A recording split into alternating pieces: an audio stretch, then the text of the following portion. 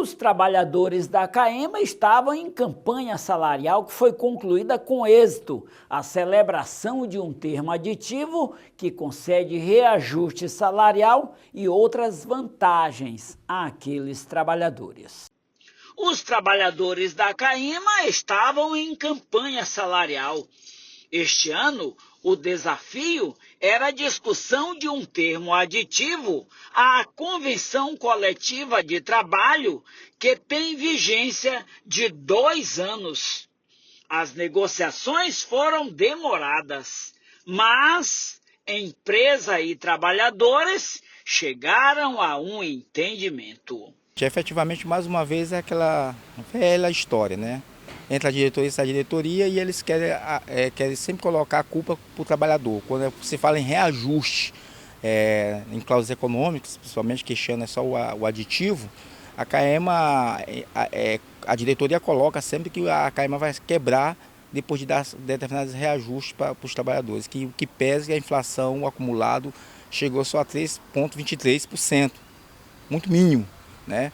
E aí, nas primeiras rodadas de negociação que nós tivemos, a empresa se mostrou em dar só o reajuste no salário da inflação e tentar resolver uma pendência em relação a uma bonificação no ticket, né, que a bonificação é de R$100, que foi uma saída que nós tivemos em 2019, né, numa negociação muito acirrada, porque foi para dissídio, e aí para tentar compensar até sair o resultado da justiça, a gente negociou com a empresa que caísse uns R$100 de bonificação no ticket até acabar a questão da negociação jurídica.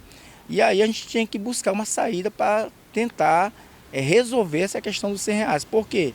Está chegando um momento que tem trabalhador que daí vai ficar devendo a empresa, porque a empresa não busca tratar em resolver a questão do passivo de 2019, né, com os cálculos. Nós pedimos todos os cálculos estratificados de cada trabalhador para justamente a gente tentar alinhar e não ter digamos, essa perda de massa salarial que em 2019 nós ficamos sem aumento de salário. Vamos ter agora há pouco tempo. O termo aditivo tratou sobre as cláusulas de natureza econômica. O dirigente sindical reclamou de insensibilidade da direção da empresa. Superadas as dificuldades, o dirigente enumerou pontos importantes que foram assegurados. A gente sempre coloca dizendo que a diretoria está sendo uma diretoria insensível. Por quê? Porque quando se fala em cláusulas econômicas, tem cláusulas sociais, que é de cunho social. Para ter uma ideia, tem um auxílio creche, que é concedido aos trabalhadores e trabalhadoras da CAEMA, que devido a esse valor pequeno na inflação, a CAEMA não queria conceder. Porque o dinheiro, o repasse do auxílio é para a criança, é uma questão de sensibilidade. A questão de auxílio de educação para filhos com necessidades especiais também era uma outra situação que a gente estava colocando para a empresa, que é tão insensível, né, porque ninguém quer ter uma criança com um transtorno de TEA, digamos, exemplo. O valor que é pago é um valor que não vai nunca corrigir, que vai ficar o resto da vida. Mas é um auxílio que naquele momento é eficaz para ajudar naquela situação difícil. E aí também estava nessa pendência. A questão das diárias.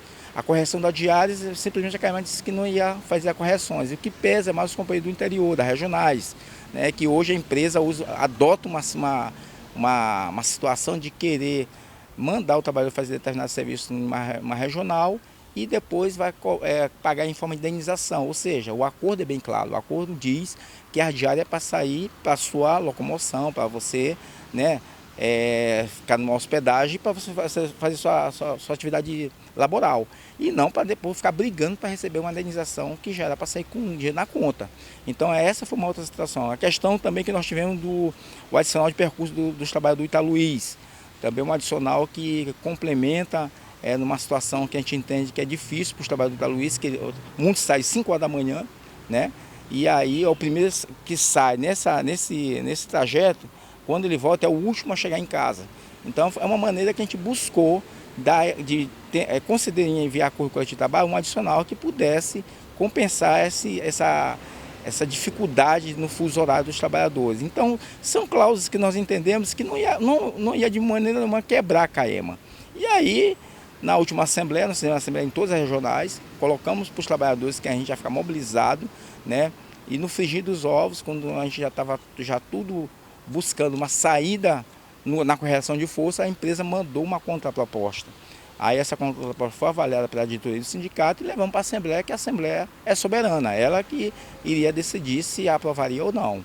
No final de tudo, depois também de muitas ameaças que nós fizemos em fazer uma passeata na frente do governo do estado, lá rumo ao Palácio Leões, a CAEMA mandou a contraproposta e a contraproposta foi aceita pelos trabalhadores, pela maioria dos trabalhadores. Então foi aprovada a contraproposta e já estamos aguardando só assinar o novo acordo do aditivo por parte da empresa. Resolvido o entendimento sobre o termo aditivo, as atenções da direção do Stilma se volta para a pauta marcada pela luta contra a privatização do saneamento.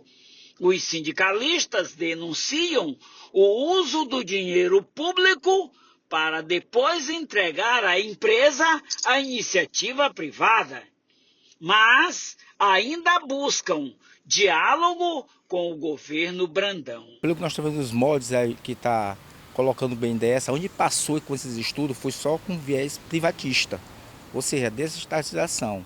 Então, desde o governo Temer, né, que o BNDES vem sendo modelado em relação a isso, né, em querer privatizar, passou pelo governo Bolsonaro, piorou mais ainda, e agora com o governo Lula a gente está buscando provocar o governo Lula, para ver se muda esse tipo de modelagem que eles estão colocando dentro do BNDES, ou seja, simplesmente dão suporte para as empresas privadas. Aí fica muito fácil, né, chegar a pegar dinheiro público para investir em uma privatização para onerar justamente a população e principalmente a população mais carente que vai ficar tendo esse reflexo ruim. Então a gente também dando esse puxão de orelha no governo Lula, estamos buscando algumas forma de ter uma reunião com o próprio Aloysio Mercadante, né, a Federação dos Urbanitários está buscando isso, para que a gente possa mudar essa realidade que hoje é uma realidade muito difícil para as empresas públicas. O estudo BNDES, na época do governo Flávio Dino, foi arquivado, né, porque tinha um outro viés, eles não queriam naquele momento privatizar a empresa, o serviço de saneamento.